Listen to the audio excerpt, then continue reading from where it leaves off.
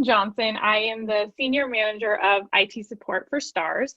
I've been with STARS for 6 years now, and I am based in the Denver office. So today I'm actually going to share my story from over the last couple years. So I'm going to share my screen. You all get to meet my family today. So this photo was taken back in 2017, and this is my little family here with our fur babies. Back then, my husband and I were busy traveling the world. We spent a lot of time investing in my faith and spending time with family, friends, and of course, our fur babies. At that time, my husband had been concerned about a mole that I had on my chest, but I never acted on it. I told him, "It's fine. I have a ton of moles. It's just another one. Don't worry about it." Well, during a yearly doctor appointment in January of 2018, my doctor begged me to get it checked out. So I said, fine, I'll go see a dermatologist. My dermatologist came in the room. She took one look at my mole and said, "That's coming off." Then within 2 days, the test results came back that it was melanoma. I remember that phone call clear to this day because I was actually at work, and I remember they told me, and at that time I didn't know what melanoma was, but I knew that it was bad. So like anybody else, I went to the Googles and to find out more about what melanoma was. And Google scared me. Google definitely has a lot of helpful information, but specialized doctors are able to explain things like that in a much better way. So I met with an oncologist and he explained melanoma to me. So for those who don't know what melanoma is a form of skin cancer, and it can usually start as a mole. So for me, it started on my chest. And then with that skin cancer, it can grow on the outside as well as growing on the inside, so under your skin. And from there, that's when it becomes very dangerous because the cancer can break off and it can travel to your lymph nodes. And from your lymph nodes, the cancer can go wherever it wants in the body. So typically, melanoma goes to your lungs, your liver, or your brain. So for me, it was determined that my melanoma spread beneath my skin and broke off into my body. I had 3 lymph nodes removed, and 2 of the 3 lymph nodes had the cancer in it. So that meant that I was stage 3 melanoma cancer. So from that point on, I had 4 surgeries, 1 year of treatment, and endless scans and doctor's appointments. So I am a big picture person, as you can see. So I definitely wanted to document my journey. And my journey was very confusing because not only was I fighting cancer, but because the doctors and oncologists are looking at everything in your body, they also found out that I had other health issues that I'm actually still dealing with today. But looking back at these pictures, there's a couple of things that you notice in these pictures. One is that I have a smile on my face, I have all of my hair, and I'm young. Well, why is that something to note? Because many people, when they hear a cancer patient, they think of someone who's lost all of their hair. They think of someone who is frail or looks sick. And they also usually think of someone who's older. Well, I didn't check any of those boxes, as you can see. I was fortunate because I did not lose my hair. And I was in my 20s and I didn't look sick. So because of all of that, I was able to hide behind my smile and my hair. Many people didn't even know what was going on. Throughout all of these surgeries and treatment and doctor's appointment, I was still working full time. And so I would come to work. I barely missed. If I was missing work, it was because I had doctor's appointments and such. But behind that smile, I felt sick, I felt fearful, and I felt sad.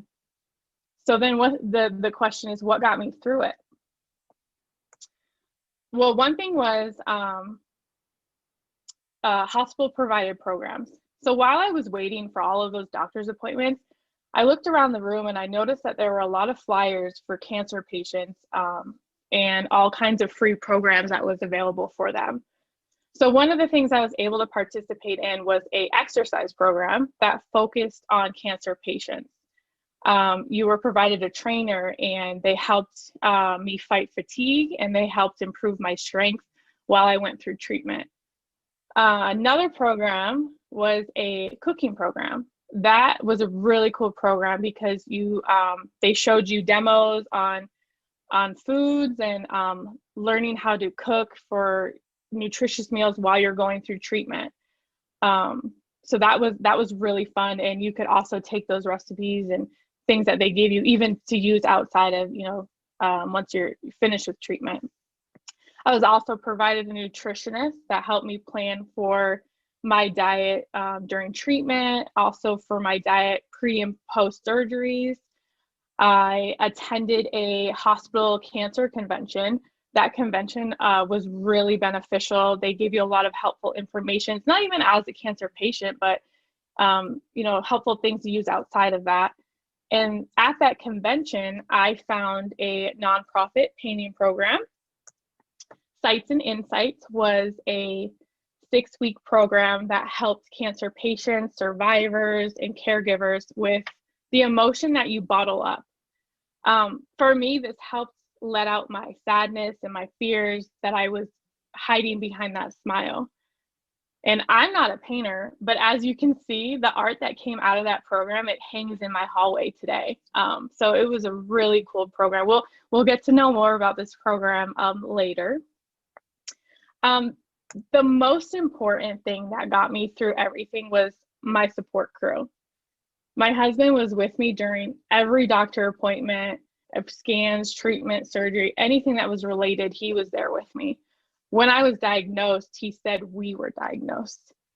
Another big important person on my support crew was my sister. She actually moved from Portland, Oregon to Denver to be with me through all of my treatments and surgeries.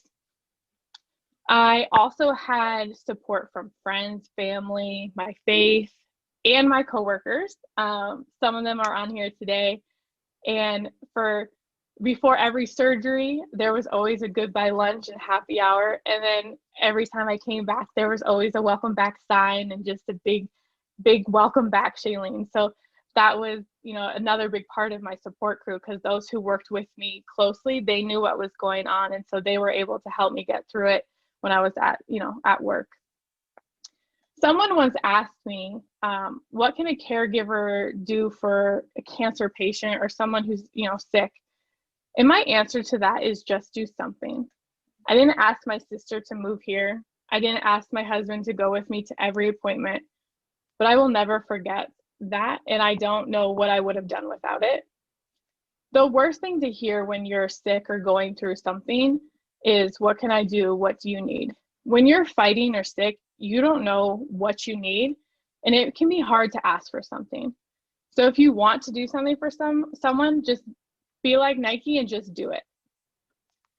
In 2019, I finished my year of treatment. That day was a very emotional day. I mentally did not know how to feel or what to do, because it felt like, what do I do now? When you're fighting, all you're focused on is the fight, and everyone around you is focused on that as well. The doctors are with you and they're watching you, and then all of a sudden now you're done, and it's like, what do I do now? It almost felt more emotionally overwhelming than the actual fight was. And then in July of this year, I hit 1 year cancer free.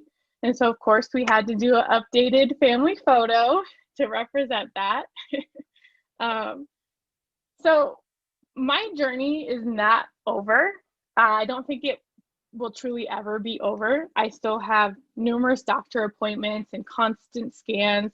I actually have another surgery coming up, but I have milestones that I've reached already. And cancer definitely changes your perspective on many areas in life. And for me, talking about it with others opens that healing process. And so that's why today I wanted to just, share my story, get that conversation started.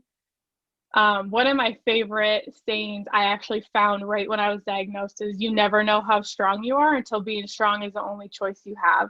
And for me, I learned that quote because that was the only choice I had, was to just fight, fight, fight. And so here I am today, fighting, and will never end.